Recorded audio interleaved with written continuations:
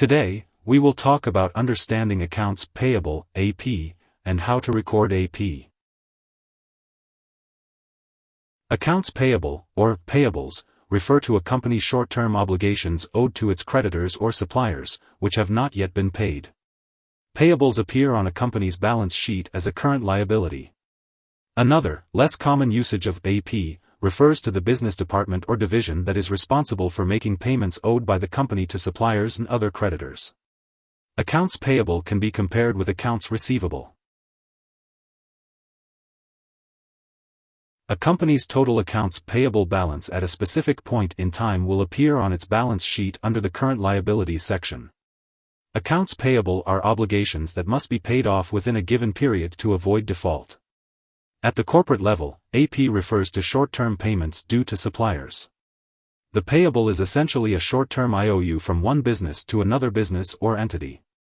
The other party would record the transaction as an increase to its accounts receivable in the same amount. AP is an important figure in a company's balance sheet. If AP increases over a prior period, that means the company is buying more goods or services on credit, rather than paying cash.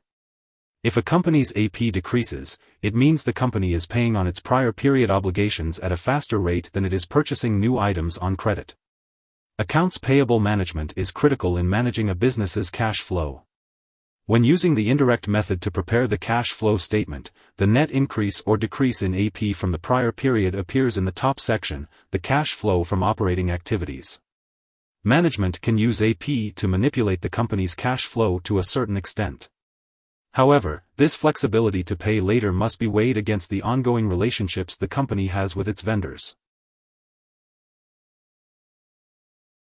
Proper double-entry bookkeeping requires that there must always be an offsetting debit and credit for all entries made into the general ledger.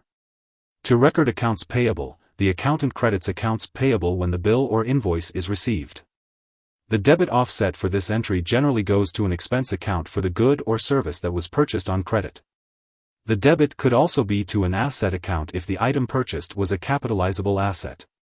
When the bill is paid, the accountant debits accounts payable to decrease the liability balance. The offsetting credit is made to the cash account, which also decreases the cash balance. A company may have many open payments due to vendors at any one time. All outstanding payments due to vendors are recorded in accounts payable. As a result, if anyone looks at the balance in accounts payable, they will see the total amount the business owes all of its vendors and short-term lenders. Although some people use the phrases accounts payable and trade payables interchangeably, the phrases refer to similar but slightly different situations. Trade payables constitute the money a company owes its vendors for inventory-related goods, such as business supplies or materials that are part of the inventory. Accounts payable include all of the company's short-term obligations. Accounts receivable and accounts payable are essentially opposites. Accounts payable is the money a company owes its vendors, while accounts receivable is the money that is owed to the company, typically by customers. Here are 4 key takeaways. 1. Accounts payable (AP) are amounts due to vendors or suppliers for goods or services received that have not yet been paid for. 2. The sum of all outstanding amounts owed to vendors is shown as the accounts payable balance on the company's balance sheet. 3. The increase or decrease in total AP from the prior period appears on the cash flow statement. 4. Management may choose to pay its outstanding bills as close to their due dates as possible in order to improve cash flow. Hope this would help. Thanks for watching.